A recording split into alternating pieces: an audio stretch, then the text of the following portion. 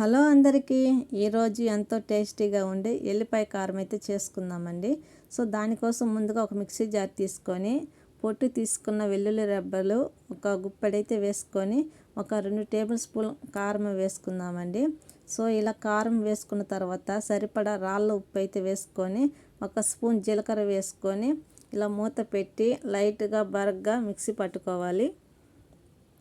So ఇలా పట్టుకున్న తర్వాత మనకి ఎల్లిపాయ కారం అయితే రెడీ అయిపోయింది.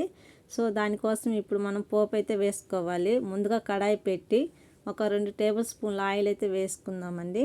సో ఇలా ఆయిల్ వేసుకున్న తర్వాత కొంచెం పోపు అయితే వేసుకుందామండి. ఒక 2 వెల్లుల్లి రెబ్బలు, 2 ఎండుమిర్చి, ఒక స్పూన్ ఆవాలు, పచ్చెనగపప్పు వేసి ఒక రెమ్మ కరివేపాకు వేసి బాగా వేయించుకోవాలి.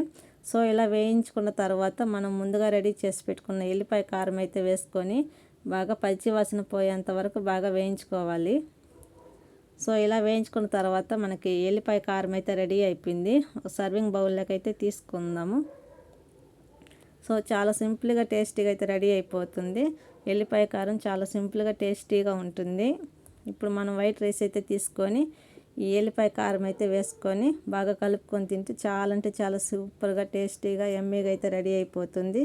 నా ఛానల్ నచ్చితే లైక్ చేయండి, షేర్ చేయండి, సబ్స్క్రైబ్ చేయండి. Thank you for watching. Please do subscribe.